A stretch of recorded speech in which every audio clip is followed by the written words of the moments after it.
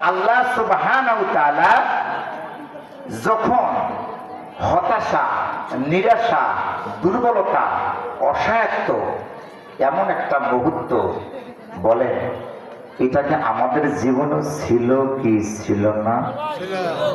আসতে বলেন, আসতে বলেন।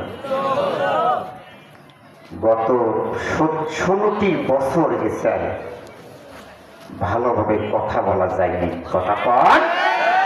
কথা বলেন, কথা বলেন, ঠিক না দেখি?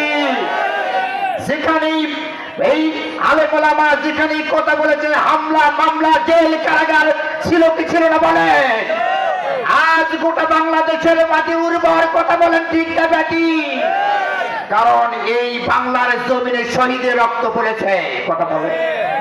অতএব বাংলার জমিনটা কোরআনের জমিন, আগামীর জমিন। জোরে বলেন না, ঠিক না দেখি? আগামীর বাংলাদেশ কোরআনের বাংলাদেশ, আগামীর বাংলাদেশ কোরআনের রাষ্ট্রের বাংলাদেশ, আগামীর বাংলাদেশ টুপিওয়ালার বাংলাদেশ, আগামীর বাংলাদেশ মুসলমানের বাংলাদেশ। কখনো এ থেকে বিরত করার শক্তি কারো থাকতে পারে না।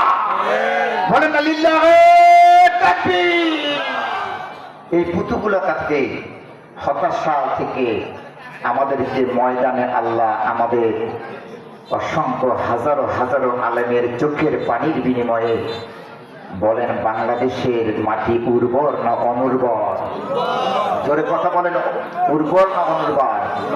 সবচেয়ে আপনারা তো আরো ভাগ্যবান। গোটা বাংলাদেশের মানুষ চেনে, বিশ্বের মানুষ চেনে আবু সাইদের বাড়ি রংপুর। কথা বলেন, ঠিক না বেটি? এই রংপুর থেকে রক্ত পড়েছে, এই রংপুর থেকে বাংলাদেশ একদিন কোরআনের জমিন কায়েম হবে। বলেন, ঠিক না বেটি? এটা আমরা চাই কি চাই না? আগামীর বাংলাদেশ যদি আমরা কোরআনের জমিন দেখতে চাই, কোরআনের রং যদি দেখতে চাই, কোরআনের স্বাদ যদি পেতে চাই, কোরআনের কোনো বিকল্প নাই, বিকল্প নাই।